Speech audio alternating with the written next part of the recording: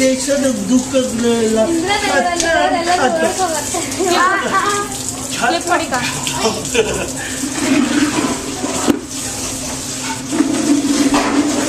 ಕರ್ನಾಟಕ ರಾಜ್ಯದ ಬೋರ್ವೆಲ್ ನೀರು, ಭೂಮಿ ನೀರು, ಮಣ್ಣಿನ ಮಗ ನೀರು. ನಿಮಗೆಲ್ಲ ಬಂದ ಕಾವೇರಿ ಡಬ್ಬ ಕಾವೇರಿ ಮಣ್ಣಿನ ಮಣ್ಣಿಂದ ಬರ್ತದೆ Kaveri.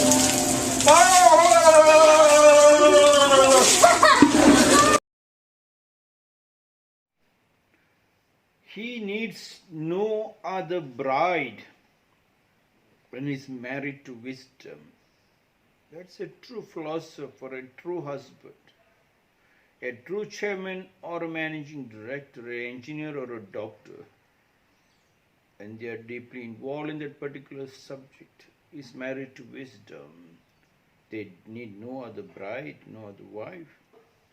Proclus, born on 8th February 412 AD in Constantinople, died on 17th April 485 AD in Athens in Greek.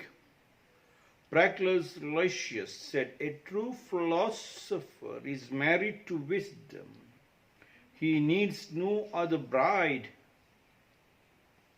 Proclus Lycius, called the successor, was a Greek Neoplatonist philosopher, one of the last major classical philosophers.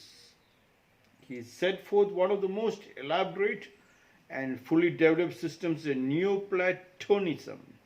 He stands near the end of the classical development of philosophy and influenced Western medieval philosophy, Greek and Latin.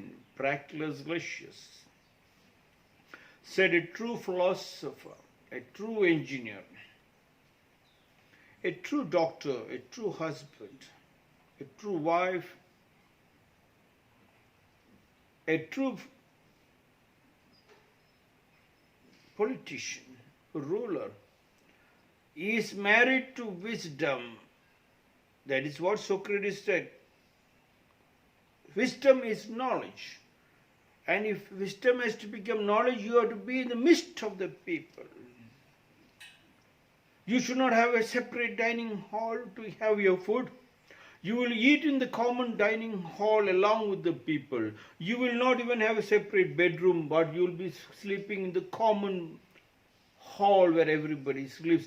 Not even having a separate office. When you have a separate office, underhand deals happens. He is married to wisdom, and with the ideas flows what the people need. A true philosopher is married to wisdom. He needs no other bride. He doesn't need another wife. Means he doesn't need another one thing. From this one seed, you can see 72,000 nerve centers and millions of cells vibrating. From one seed, you can see a big tree. Understanding this whole world, but you have to be conscious. Proclus said, "A true philosopher." Yes. Why he used the word philosopher is true. Philosopher. Why he should be a true philosopher? It's very, very important. Yes. The true is getting involved. And then you and the subject becomes one. Like the cooking system of the Japanese mothers. Spring, summer, autumn, winter. Not only just cooking, but they are so much conscious. They know in the spring what kind of food. Summer, what kind of food? Autumn and winter. 4 seasons. So they automatically becomes a doctor. Which food is healthy? So that the people in the house will never go to the hospital. Understanding the people is understanding the family is very, very important. Not just cooking, but trying to find out from where next this food item should come. From when next this food should be saved. I have known many villages. Whatever they make, they may convert it into pickle, into jam, so that they can use it on the dry season. They store the things. In the cities, it is always available in the market, so there you go. So you become a slave. They do not allow your mind to work like a mathematician. Here it is mathematics is very, very important. A true cook, a true housewife is deeply involved, and then for the cooking, She finds out from where to store the water, how to get water. There is where they get connected to the rainwater harvesting. When the rain comes, they know they have to do like the Rajasthani kitchen. They have right inside the kitchen, the well is digged, and from there they draw the water. And to draw the water, they must make sure the surrounding 10 to 20 kilometers or 50 kilometers, water is filled up in different varieties of lakes or tanks, so that it comes, automatically comes over here. Saving is very important. First save, then spend. A true philosopher is married to wisdom. What is wisdom? Wisdom is knowledge. What is knowledge? Knowledge is to penetrate deeper and deeper. From one step leads to 10,000. As I said about the food, they know what is wastage, what is not wastage, what vegetables is cut, the balance waste, where it can go. It can be trimmed into smaller pieces, cut in smaller pieces, dried it up, and that becomes even a manure for the vegetable, for the kitchen garden to grow, so they can pluck whatever is needed right across, organic, right across the kitchen. And then from the food, let thy food be thy medicine. From the food, a medicine has been created and kept for an emergency uses. And food is made according to the season, and according to the season, the plants also grow, the vegetables also grow. See how beautiful it is. Even from that food itself, they can make wine and liquor if they wanted, medicine out of that. So basically, the housewife is not only a housewife, she's married to the food. Deep down, so the whole family benefits out of that. She's married, she becomes even a doctor of medicine, yes. A true philosopher is married to wisdom. He needs no other bride. There's no other bride. The whole world is a bride. Yes. There's no need, even the nature, the plants and animals, the pet animal, everybody is a bride. If you understand them, and you know to have a deep, intimate relationship for anything and everything what you understand.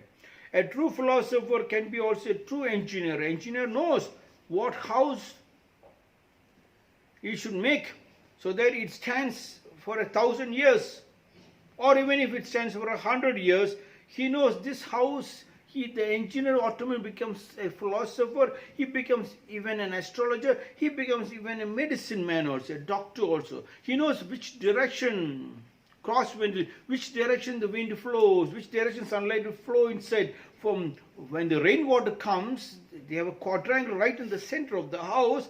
The rainwater is all collected down there, and then it has been let to a beautiful borewell or beautiful saving well, where the housewife can always draw fresh ozone water.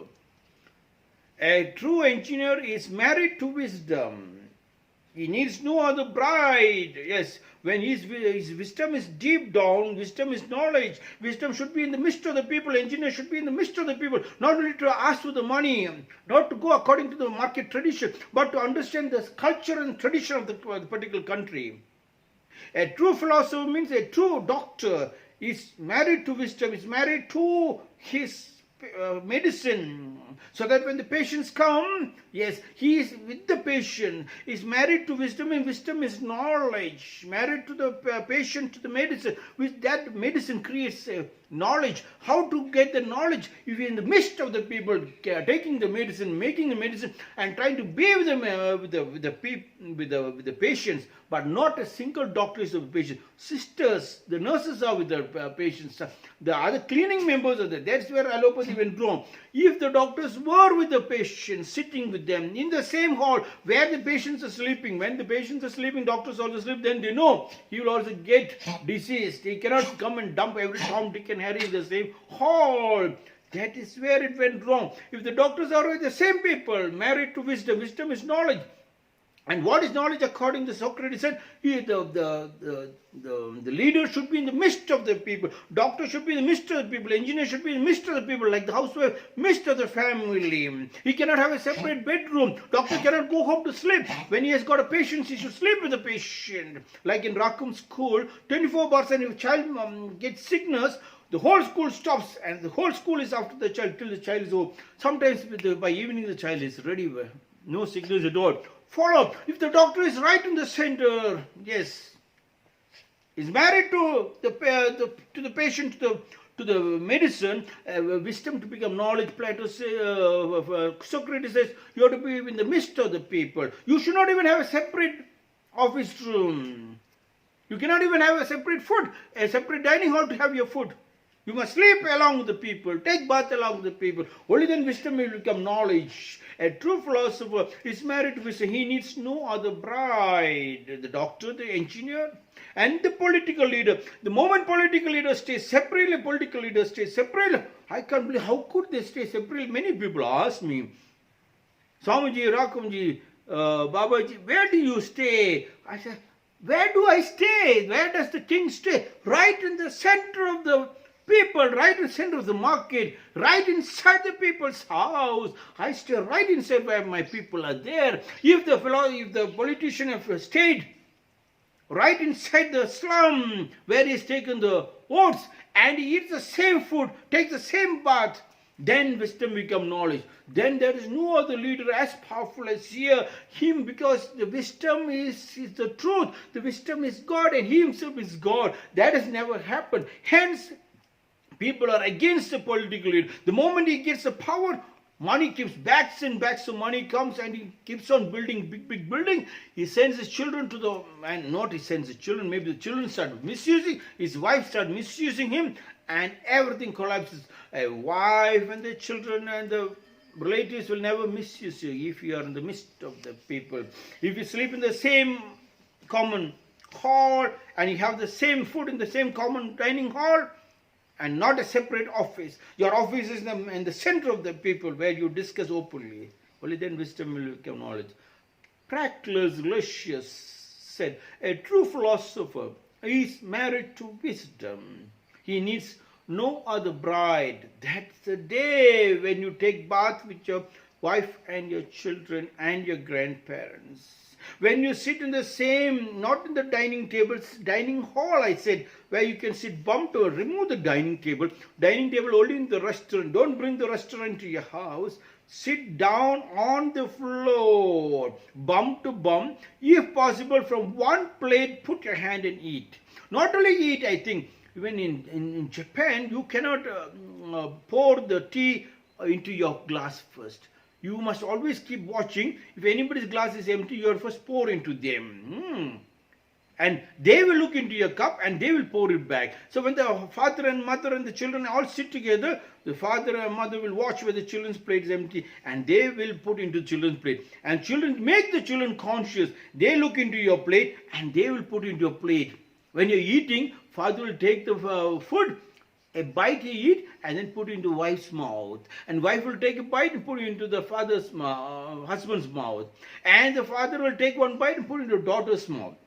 Daughter will take a bite and put it in, that exchange make the children conscious. They will understand wisdom is knowledge. First time they understand, if my father has given me, I have known to give it back. I have known to give it back. Yes. A person who takes everything from a person and never return anything back is called a robber. You have taught the children not to give back. You have not put the food into children's mouth, neither children put it. First of all, you have not put the food into the wife's mouth. Before putting the wife's mouth, you have to first taste a little and then put in wife's mouth. Wife will do the same. She tastes and then put into your mouth. Saying that the children will do. And that becomes beautiful. The whole country have a Ramarajya. Proclus said, a true philosopher is married to wisdom. He needs no other bride. This is my 328th